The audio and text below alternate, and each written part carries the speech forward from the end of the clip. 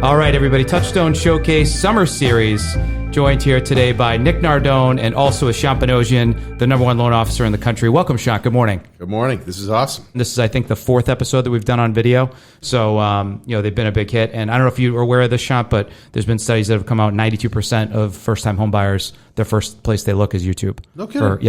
I had no idea. Yep. Every time I have to do anything at my house, I'm on YouTube the whole time. Yeah, it I'm makes still sense, call someone right? to do it, but I'm on YouTube the whole time. It makes sense. You go YouTube, then you go maybe Instagram, and then you pick up the phone and call them or email them or whatever. So I love it. We can get into it, but what's the market like right now? I mean, how are you feeling about 2022 and as we look, for the next several years here? So, obviously, every market shifts, right? And so every market's different, and every market's hard and every market's easy in a lot of ways, right? So I'm truthfully excited. Like, I know, I'm generally an optimistic person. I think it's a better way to live life. But I would say that we're on pace to have our 3rd biggest year ever, right? So we're not going to have our biggest year ever. That was, last year and the year before was at the time. But yeah, what we came off of 2020 and 2021 was like the perfect storm in the mortgage business, right? In a positive way. Yep. The whole world was buying because rates are super low.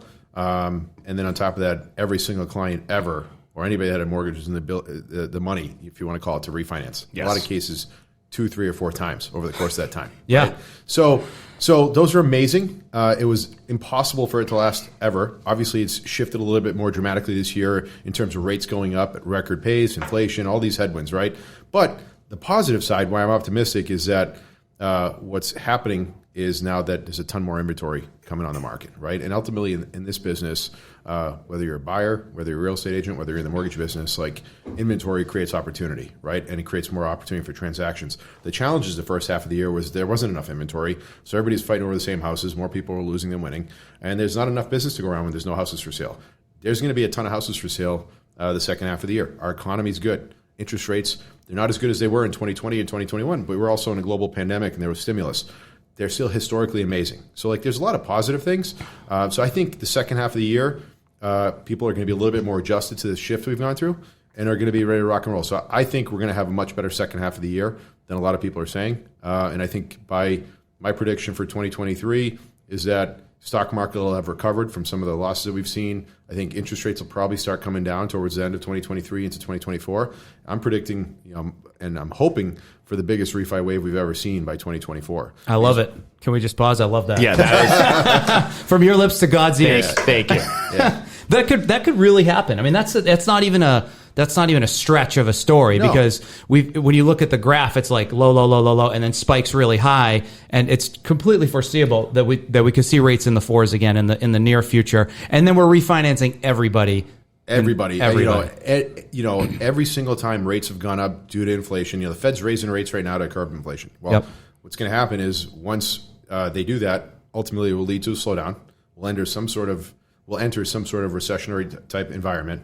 And then the next thing, the first tool in their tool shed for that is lower rates, right? So, I do think that at some point in the next 24 to 36 months, we'll be in a massive refinance wave and we'll redo every single loan from this year, parts of next year, all over again. Even the folks who are opting for an adjustable rate or maybe an option that wouldn't be their first option in a perfect economy. 100%. You go from an adjustable to an adjustable. You go from adjustable to fixed. Yep. Pull some cash out. There's all sorts of opportunities. So, this is just a moment in time. Every year is a different kind of hard. A year like this creates massive opportunity.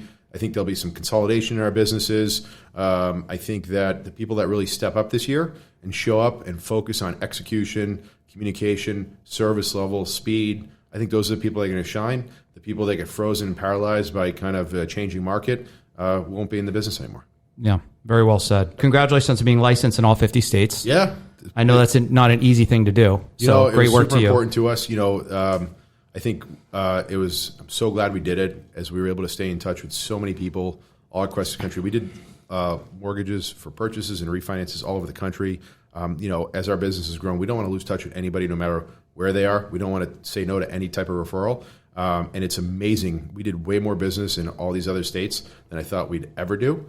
And it's been a really fun experience. Allowed us to create new relationships and new networks in all these other states. And it's been, we're in 2022 now, And it's just as easy for me to do a loan in California, Alaska, Montana, Texas, whatever it is here in Massachusetts.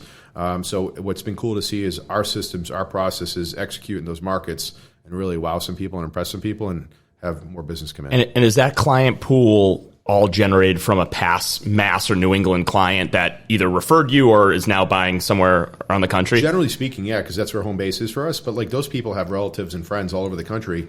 Like I just got a friend of mine's, literally as I was walking in here, a friend of mine from New Jersey was like, hey, I have a friend of mine buying a house in New Jersey. Can you help? She's from here. She lives there now. She put me in touch with her friend that hopefully we're going to do some business with. Awesome. That's great. Yeah. And you know what? We were talking at lunch too with your team, and your team has boots on the ground coverage and, 24/7. I can't remember who was telling me, but it's really true. It's 24/7 because you got folks who maybe night owls and people are up early in the morning and people on the West Coast, and you got the entire country covered and also the entire day covered. That's what people expect now, right? Like, Totally. the days of like not being available to your clients when they need information, especially in an intense competitive market, is just not okay. Like that's we want to be known for. Like Nick and I were just talking about it. If a client needs me on a Sunday at 4:00 or on a Monday at 9:45, like somebody's going to respond to their email, to their text, to their call every single time with the exact information they need. Whether it's a real estate agent, a client, an attorney, whatever, they're going to get responsive. And that's like our commitment is that to our clients. It's all about service level and execution and showing up right now. The not responding, not available, like that's not okay. Not an option. Yeah. And when I tell people too, they're like, you're always on your phone. I'm like, but the questions people are asking me is because they have a genuine question. They're not trying to see how my day is going or just chit chat. Like they have a question that needs to be answered because it's important to them. Either the transaction, what they're putting an offer in, they don't even have the house yet, or they need information. People going in without inspections. They can't do much diligence before that offer, so they're coming to me to ask a question that's hugely important in this transaction. This is the arena that we all agreed to enter. Right? Yeah. Like I willingly am doing this. And so like if that's when my clients need me and that's when they're doing business, like ultimately that comes with it. Of course. I've developed a team and a system and a service level and an expectation that we're there for them when they need us and we deliver on it every single time.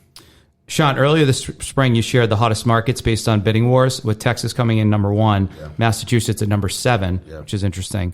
How are things looking now, and how would you share your perspective on Massachusetts and New England versus the rest of the country? Yeah, so it's funny, when we were talking about Texas specifically, like Austin was like everybody was moving to Austin from all over the country, and we saw people from New York and Boston and California going there, and the prices got out of war. So when we were talking the hottest markets in the country were all just based on percentage of bidding wars. Yep. So certainly, what's good about Massachusetts is like it's so small, right, and it's got everything here from like every type of industry possible. Tech, biotech, finance. It's got all the universities and school systems, right? And it's and our public school system is like really amazing compared to other parts of the country. Sure. So I think Massachusetts is going to remain extremely hot. I think we're always going to have a shortage of inventory here just because there's not like all these vast areas where people can just go build and expand kind of the size of the suburbs of the cities. So I think we'll always be hot. In terms of, I do think it's a little bit more it's a little busier than other parts of the country right now. We've definitely seen a cooling off period, but I think what people have to realize is that we're coming off like an extremely hot market, right? Like maybe the hottest market of all time, right? That just happened earlier this year in 2021. So like naturally it's going to seem slower, but it's not as slow as people would make you to believe. I mean, my phone, I'm sure your phones, emails are going off all the time. Even during July 4th weekend, we were doing business, right? So like, I do think that bidding wars are going to cool down. I don't think it's going to be at one point when I did that, little post and when we did the videos and stuff, like we were talking bidding wars in this country on 75 to 80% of all listings in some of these markets, right? 50% is still extremely hot. Like I think we're going to go down to like in the 40s and 50% still stuff selling over asking price, because like what you're going to see is, the smart agents are going to just start readjusting their listing prices. That's right? all it is. It's seller expectations. It has to get in line. And does that sound sustainable? No. I mean, to have 70, 80% above. But you're not supposed to make $400,000 in equity in 1 year in your house. Like that's not realistic. Why not? You could say that. No, I'm just kidding. What would you say, Shant, to the speculation? A lot of speculation out there about a housing crash or a housing bubble. What would be your response to that question? Yeah, I don't think we're in a bubble, or I certainly don't think there's a crash coming. The mortgages that have been written in the last 12 years or 14 years are the most buttoned up mortgages in the history of our country in terms of credit requirements, income requirements, asset requirements, compliance, valuations, and all that kind of stuff. Like, it's never been more strict. So there's not like this missing piece that like we weren't looking for. We covered everything. So and then on top of that, you got all these clients that are locked into, generally speaking, some of the lowest fixed rates of all time. There's not like those pay option arms and all these crazy products that there used to be. So there's not, our default ratio is super low, right? So if somebody gets in a jam financially, all they do is they put their house on the market. There's the most equity there's ever been, so they'll sell it. Somebody will buy it, right? So there's not like a short sale of foreclosures coming. On top of it, there's still a massive shortage of inventory in our, across the country, not just in our market. So like when there's more buyers than the sellers, like you can't have a bubble. Like, there's nothing, like ultimately the demand far, far exceeds the supply. So, I just think that it's just not going to remain as extreme. And again, people overreact to change and the shift. But I would look, certainly anything could happen, right? But like I would say that like there's a 99% chance that we're not in a housing bubble or housing crash. I would also comment as well, and I think that your answer's spot on there, but I feel like I know so many sort of working professional millennial age people, and they're all looking, if they haven't already bought, they're all looking. So I feel like they're just out there like ready to come to the rescue for homes that go on the market and sell. If you look at it, like even look what's going on, right? Like, we're talking about a crash or a bubble, right? The stock market's down like 20 to 30% depending on where you're in. Crypto's down like 50%, right? Like all these like markets have shaken and people are still buying homes like at a record clip, right? Even with all the volatility going on. We're talking record inflation, 41 years inflation has never been higher. All these things, and people are still buying even with rates going up. So it's not slowing down the demand. And until we're not even close to like a level playing field between buyers and sellers. So and I have to tell people all the time, because the first question they'll ask me, haven't seen people in a while, how's business? I'm like, we're extremely busy. And like, really? People are still buying? I think it's just the public perception of what they're seeing in the news and other forms of media where it's just, we're in a crash, we're in a housing crisis, rates are high. And I'm like, they are, but people are still buying. They need the house. Yeah. And look, here's what I would say too. I think it's more important in a market like changing markets create massive opportunities, right? For all the people that show up. And I think that the reason you guys are busy, the reason that we're busy is like we didn't disappear over the last couple of years, right? We held very high standards in terms of execution and service level and communication, all those things. Those are the things that like right now it's really important to kind of just show up and have the information. That's why we're always trying to pump out relevant content on social, through emails, talking to it, even just having conversations like this, right? And it's so I think people, I think it's really important to like pierce through the noise right now, because like there's more noise than there's ever been. Like the media does that intentionally, yes, right? And I think it's just important to be the news, like the real news, and like be able to have intelligent conversations with your partners, with your clients, with everybody, and let them know really what's going on in the market, and then also provide them all the information they need to make a very important decision. Like, we get so used to it because it just becomes very transactional as we're doing, thousands of deals over the course of a year. But like the individual client, like they need to be treated like this is the only deal you're doing because it's the only deal they're doing likely, right? And that's what we've really focused on, and that's gotten us through it. And I think that's why we're going to really thrive in these coming years, no matter what the market does. I know my goal is to beat whatever the market's doing. Yep. Right? So if the market's up 20%, I want to be up 40%. If the market's down 20%, I want to be down 0. So like you only same do with that us. Service and very, very similar. Hey, so I've even been hearing this on the radio and other media outlets. Everybody's teeing up this idea of using your home as a hedge against inflation. Would you have any comment on that, Shant, at all? Because I'm hearing that a lot, even in commercial real estate funds and across the board in the real estate industry. Yeah. So look, inflation's been the hot topic of the year. People don't know where to put their cash right now. In a lot of ways, housing's like very simple for most people. One, you need a house, right? Like generally, like you need somewhere to live. Like when I talk about you need a house, you need whether it's primary residence, second home, or investment property.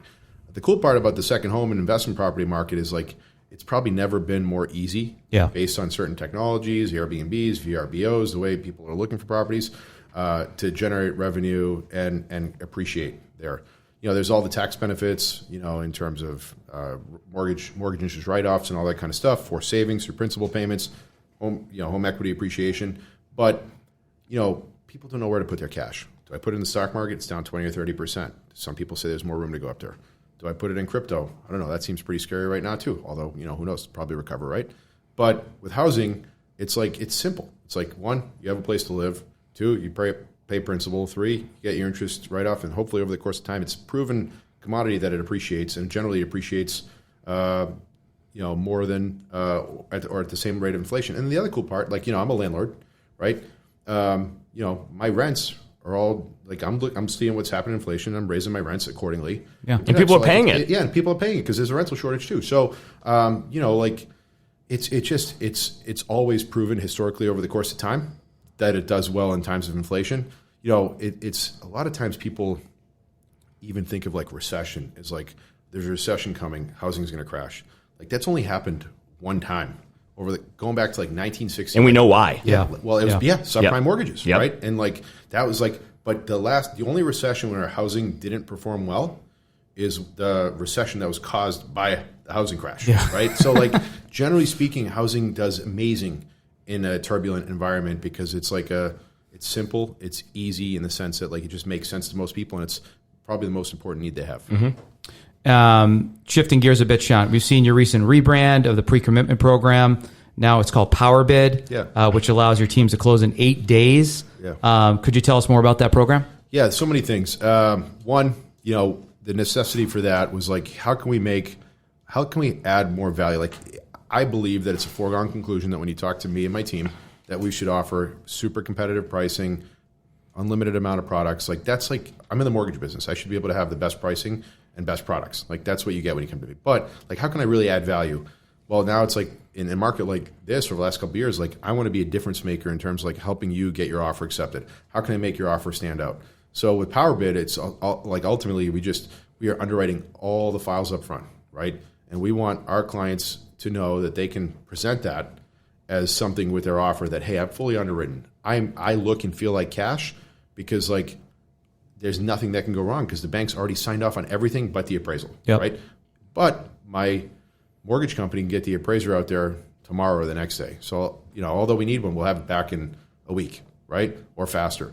And then speed. So the appeal of cash, you guys are obviously in it. The appeal of cash is it's perceived that nothing can go wrong with a cash deal. Now we know that's not true. Not right? true at all. Not true at all. I would actually say the opposite in my career experience. But that's the perception, right? That is the perception. We wanted to create the same perception that, well, with this mortgage, we're gonna make it and feel an appeal just like cash. So we're gonna get it fully underwritten and we're gonna close it in 10 days. You can go get a credit card. If you applied for a credit card during this little meeting here, right? By the time the meeting's over, you already have your credit approval. You get probably a car loan just as fast. Yeah. Maybe a student loan, maybe it takes you 24 hours. It shouldn't take you 60 days or 45 days, which is the average to get a mortgage. Yeah. Not in today's day and age. So we're manufacturing mortgages in 10 days, start to finish, pretty much anywhere in the country at this point, pending an appraisal and appraiser's availability. But we've closed more loans this year in 10 days than we have in the previous, 15 years that we've been in business. And I don't know what you guys have changed, but what I used to hear, hey, how the mortgage process is going? People are it was good. It was just a lot of documents. I don't hear that anymore. Yeah, look, technology allows us to verify things like income and assets, sometimes without even the client having to be involved. Once they give us authorization, we can go out and mine for that information, pull it in. The way they're able to access some of their important documents is great. The investors have changed some of their requirements and stuff as default numbers have changed in terms of they're not lax, but they're accepting some of the ways we can validate income and assets and tax returns and all these kind of things. So it's totally helped. And then as we get better, I've learned a lot from some of the mistakes I've made. I've learned we look at feedback as an absolute gift. So we listen to what clients say to us when they're hey, everything was great, but this kind of wasn't so great. And this is what I didn't like about it, or this is, and so we just try to, take that feedback. We never look at it as that client has no idea what they're talking about. Yeah. We're you know what, let's figure out why they feel that way and change it. So we try to give them really good direction. We also try to do a lot of homework up front. I know everything I'm going to need within 5 minutes of me talking to a client, I could tell you every single document we're going to need. Why wait until they have an offer accepted and they have to close in 2 weeks to ask for it? Let's ask for it now. Let's get it in. Let's get it signed off. So you just don't want to be asking for stuff when people are stressed and anxious. You want to ask for it when they have nothing going on and like set proper expectations. So it's not just the mining and the technology. It's like just getting better at communication and expectation setting and then just executing. Great answer. Listening to the customer, improving based on the recommendations and the feedback that you receive. And you guys get a lot of feedback, obviously.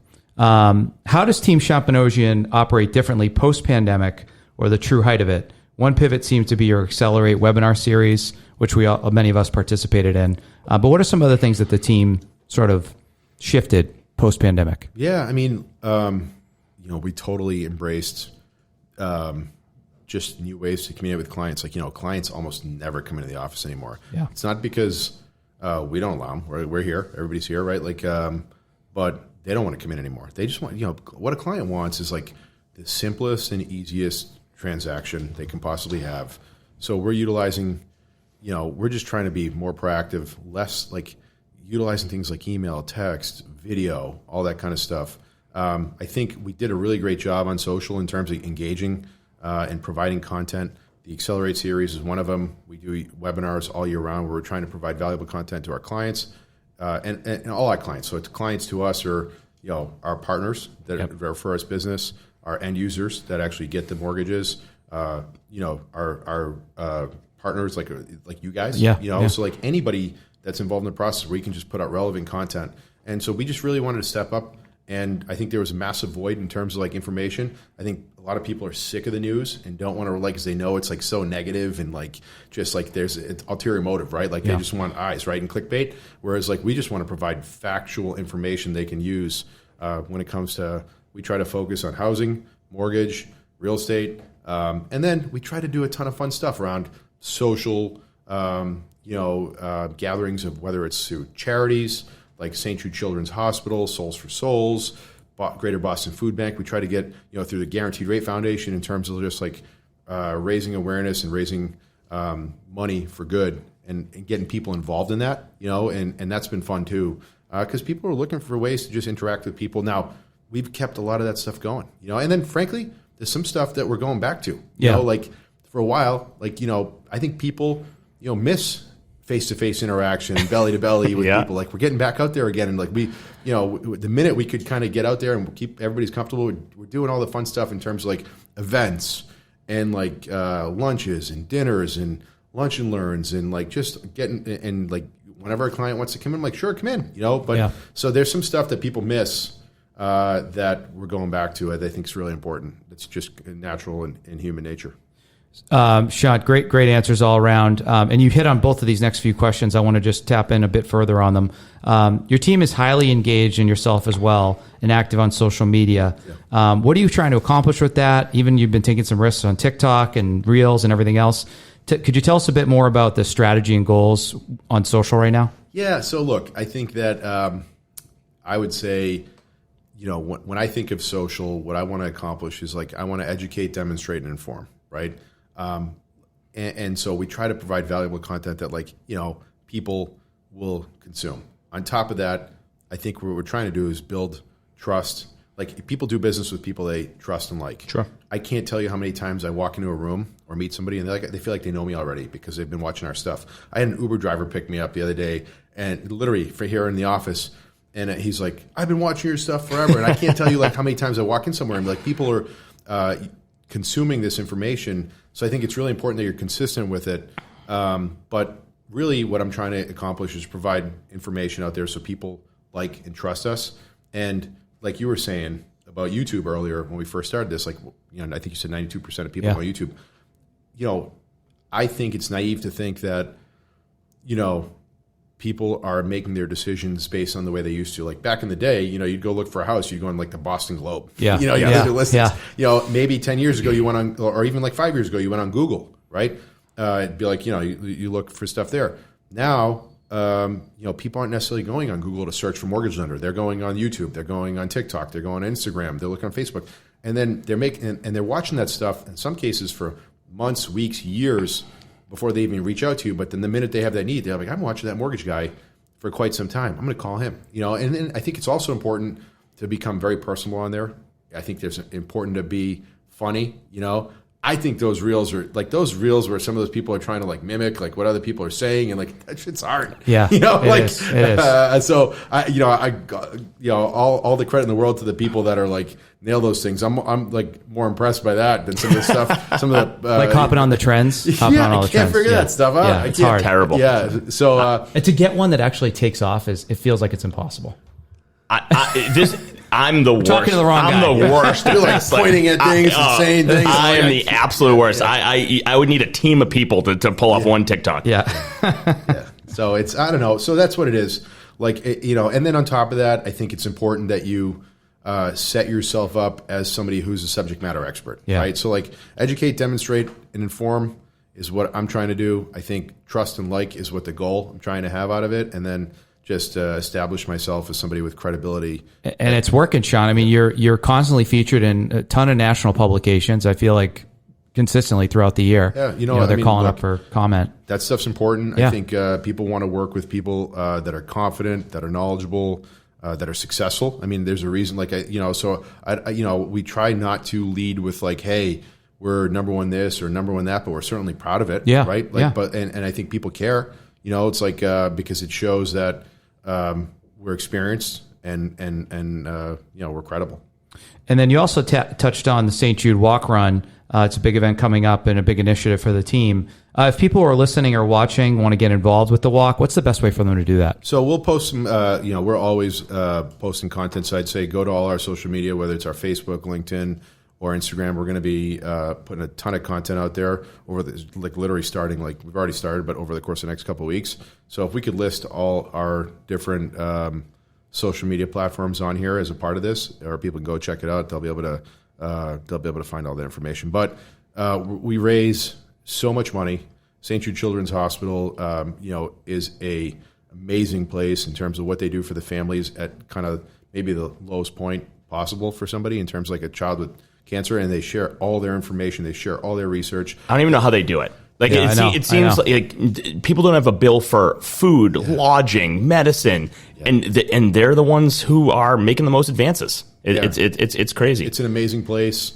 I'm honored that we're even involved with them, right? In terms of and we've raised at this point hundreds of thousands of dollars over the course of the time, and that's actually and it's led to even more and more money being raised through our partners and all that kind of stuff. So it's really something special for us. It's something that we've always, it's like our lead fundraiser charity, that we're behind, and that will never change. And the cause is unmatched, but what I think they do a really good job, the event's fun. Like it's put on very well. It's clean. It's easy. You're never lost. Or you know what's going on. It's engaging, and everyone's having a blast. Great day in Boston at the Common. It's fantastic. We've done it at the Common. We've done it at the Zoo before. We've done it here in Waltham.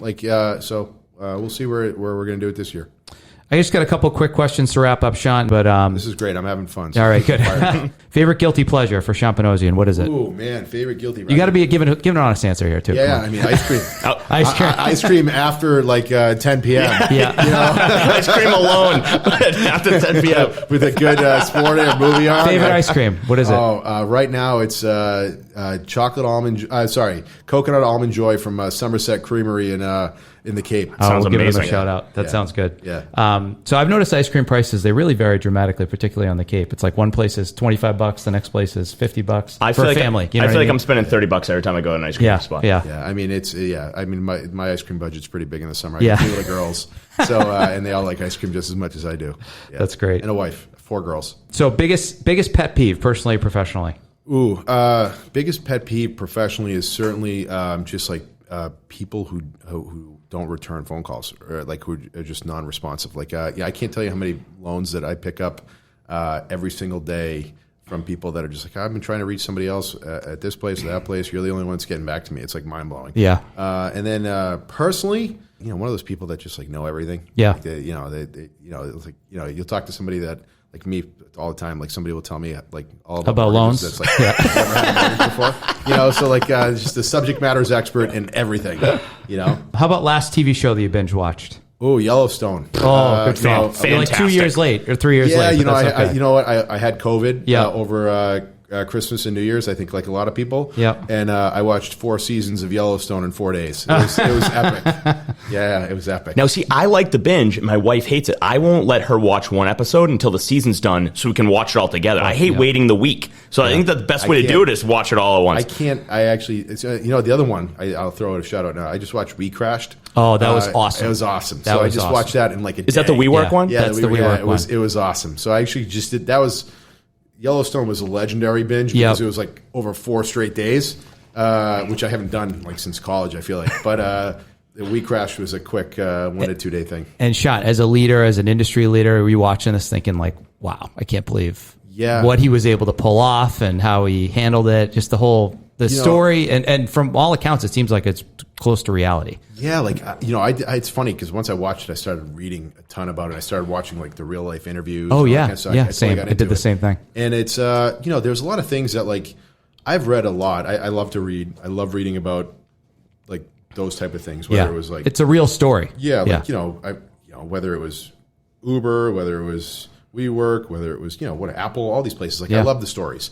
But what they were able to do and like, was amazing in a lot of ways. And like, and then it was like crazy in a lot of ways. If we used to rent, we were all the same one. I loved it too. I loved it too. You always said the energy. You're like, I love the energy down here. Great. To clarify for the audience, Guaranteed Rate had an office in there. Touchstone had an office in there. We work in Boston. It was a great experience. And so we watched with that perspective because we were actually part of it, I could never figure out how they took. Although as a client, I could never figure out how they were a tech company. It just felt like a landlord to me. 1,000,000%. But it was an awesome landlord. I loved it. I just couldn't believe. I mean, they were losing $100 million a day. It was some crazy amount of money. Well, I used to walk in and it was like Waffle Tuesdays. And I was like, well, we could probably take that away, guys. I don't think everyone in the building needs a waffle. It was cool. That's a great show. Great show recommendation for people who haven't seen it.